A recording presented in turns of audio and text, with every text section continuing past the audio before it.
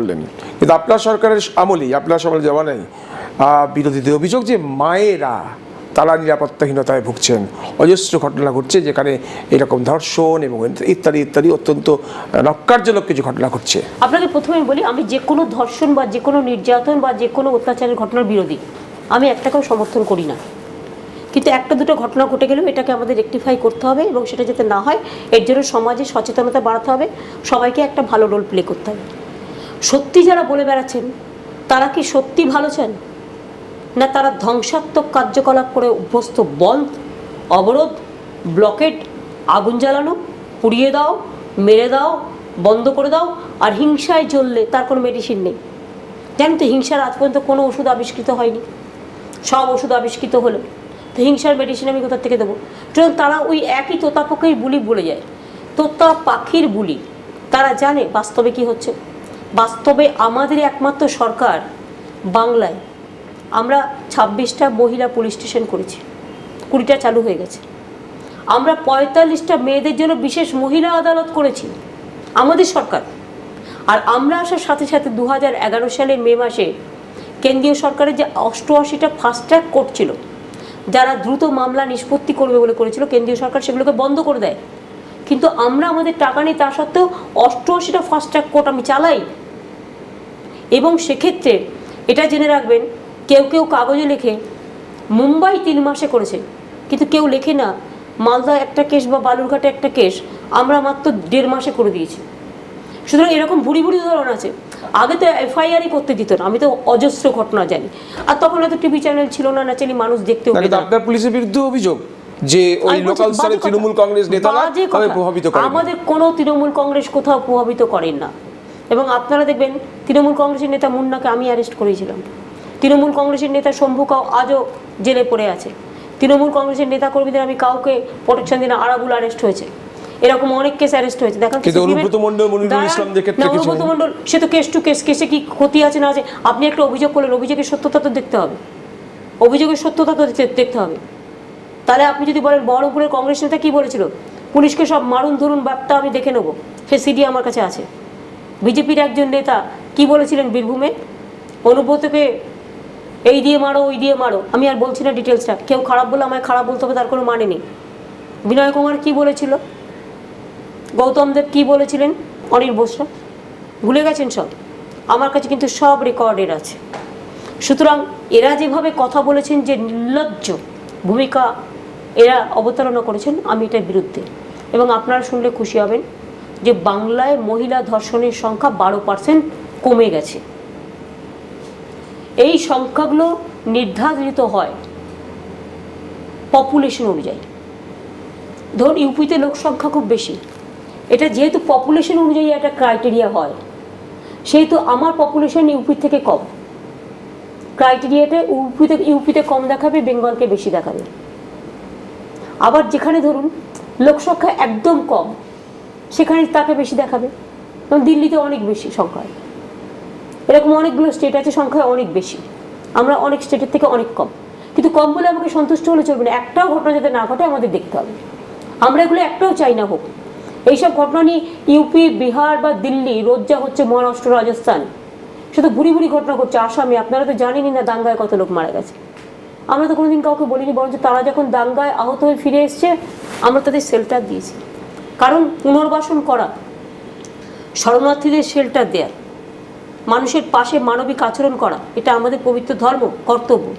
এর জন্য আমি কোনো প্রচারের হাতিয়ার করি না, আমি এটা কোয়াইটলি কাজটা করি। কিন্তু আপনার সরকার রয়েছে এখানে, এবং তা সত্ত্বেও একটা অভিযোগ যে রাজ্যে সাম্প্রদায়িক শক্তি মাথাচাড়া দিচ্ছে। না, সাম্প্রদায়িক শক্তি মানে অন্য কেউ না, এটা বিজেপি করছে। হঠাৎ মানে হাজার হাজার কোটি টাকা খরচ করে 29% ভোট পেয়ে কেউ কেউ ভাবছেন আমরা খুব বড় হয়ে গেছি, কেউ কেটা হয়ে গেছি। তারা কোনো আইন মানছে না। এমনকি আর্মস নিয়ে মিছিল করেছে মেদিনীপুরে জঙ্গলমহলে কোনো একটা জায়গায়, তার সব ছবি আমার কাছে এসছে। পুলিশের ইম্পিউটস এসছে, যেখানে মাওবাদীদের সাথেও কন্ট্যাক্ট করে বলছে জঙ্গলমহলে অশান্তি ফিরিয়ে আনতে হবে, দার্জিলিংয়ে অশান্তি ফিরিয়ে আনতে হবে, যদিও আমরা দেবো না, আমরা রক্ত দিয়ে শান্তি রক্ষা করবো জঙ্গলমহলে সারা বাংলায়। সাম্প্রদায়িক দাঙ্গা আমরা বাংলায় করতে দিই না। মনে রাখবেন, সবচেয়ে বেশি মুসলিম পপুলেশন আমাদের বাংলায় আছে, অ্যাবাউট 30%। আমাদের এখানে শিডিউল কাস্ট আছে, শিডিউল ট্রাইব আছে, ওবিসি আছে, হিন্দু আছে, বৌদ্ধ আছে, শিখ আছে, জৈন আছে, বাঙালি আছে, অবাঙালি আছে, সবাই আছে। সব সম্প্রদায়, সব জাতি, সবকে নিয়ে আমরা একসাথে থাকি। এটাই আমাদের কালচার, এটাই আমাদের পরম্পরা। সেই জন্যই বঙ্গভঙ্গ যখন ইংরেজরা করতে চেয়েছিল, রবীন্দ্রনাথ ঠাকুর সকলের হাতে রাখি পরিয়ে দিয়ে রাখি বন্ধন করেছিলেন। সেই জন্যই কবি নজরুল গান গিয়েছিলেন, একই বৃন্তে দুটো কুসুম হিন্দু মুসলমান, একজন তার নয়নমণি আর একজন তার প্রাণ। অথবা রবীন্দ্রনাথ ঠাকুর এই গান গিয়েছিলেন যে বাংলার মাটি বাংলার জল, বাংলার বায়ু বাংলার ফল, পুণ্য হোক হে ভগবান। এসব যেন আমরা ভুলে না যাই। আমাদের রাজ্য এমনই একটা রাজ্য যেখানে সারা ভারতবর্ষে যখন সভ্যতার জাগরণ হয়নি, সভ্যতার নবজাগরণ বাংলায় হয়েছিল। সতীদাহ প্রথা কে প্রথম করেছিল আইন? বাংলা, রাজা রামমোহনের সময়। বাল্য বিধবা রোধ, বিধবা বিবাহ চালু কে করেছিল? বিদ্যাসাগর। কোথায় হয়েছিল? বাংলায়। সেই আইনগুলো পরে সারা ভারতবর্ষে কার্যকারী হয়েছে। অর্থাৎ অলওয়েজ বাংলা পথ দেখিয়েছে। আজকে ধরুন ন্যায্য মূল্যের ওষুধের দোকান, আপনি তো আমায় বলছিলেন তিনটে বলতে বলে, আমি তিনটে বলছি। ন্যায্য মূল্যের ওষুধের দোকান ফার্স্ট বাংলা করলো, যেখানে আমরা 60% কনসেশন দিচ্ছি, এবং এখন সারা ভারতবর্ষ সেটাকে গ্রহণ করেছে। আমার ফেয়ার প্রাইস ডায়াগনস্টিক সেন্টার আমরা করতে যাচ্ছি, অনেকগুলো হয়েও গেছে। কিডনি ডায়ালিসিস বাইরে 7,000 টাকা লাগে, এগুলো তো মাত্র 700 টাকা। আপনি বাগুড়ে যান 500 টাকা হয়ে যায়। সুতরাং এই যে জিনিসগুলো, এগুলো বাংলাই মডেল এখন। সুতরাং যারা হিংসুটে কিছু করতে পারে না, আচ্ছা দিন আনেওয়ালা হ্যায় বলে বুড়া দিন লে আয়া, তাদের এখন পাখির চোখ 2016 পশ্চিমবঙ্গ। পাখি, ওদের পাখি থাকলেই তো চোখ থাকবে না।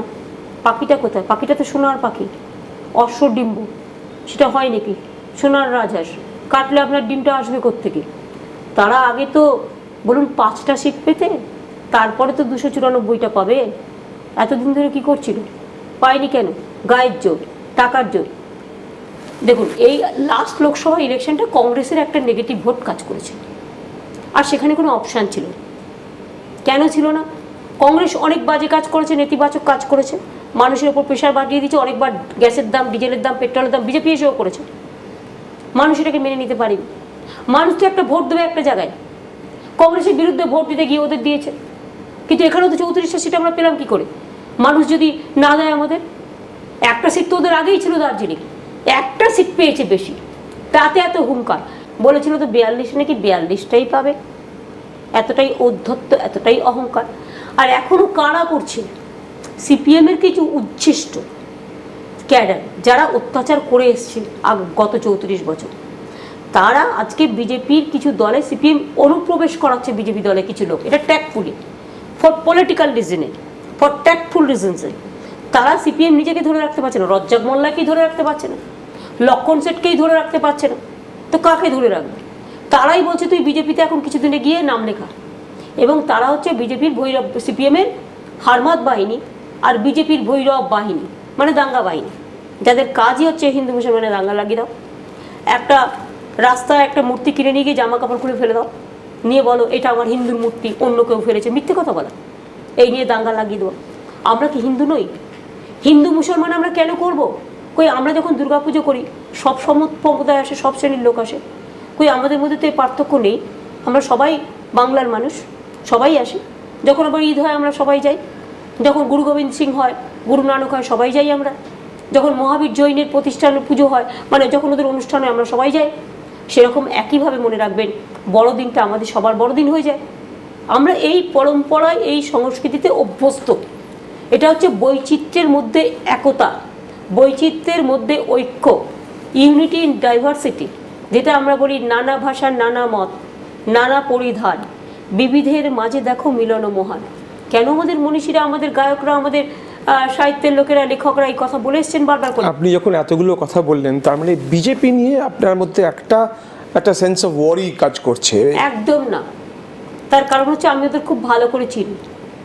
আমি এক সময় অটল বিহারী বাজপেয়ীর জন্য, বাজপেয়ীজির নেতৃত্বে কিছু কাজ করে এসেছিলাম অটলজিকে দেখে। কিন্তু এখন তোরা অটলজিকেও কেয়ার করে না, সম্মান দেয় না। আদবানিজিকেও সরিয়ে দিয়েছে, কারণ তিনি একটা বই লিখেছিলেন জিন্নার ওপরে, যতদূর আমি জানি। মুরলী মনোহর যোশী থেকে শুরু করে কাউকেই পাত্তা দেয় না। এখন তো নতুন একটা বাহিনী এসছে, ভৈরব বাহিনী, বাংলায় ভৈরব বাহিনী, সারা দেশে তো দেখছেন মহারাষ্ট্র থেকে কখনো মহারাষ্ট্র, কখনো এখানে, কখনো ওখানে, নানা রকম চলছে। এবং সে তো অনেকে বলেছেন এর মধ্যে। সুতরাং এটা চিরকালই ওরা করে। ওরা জানে রাজনীতি করে মানুষের কাছে পৌঁছানো যাবে না।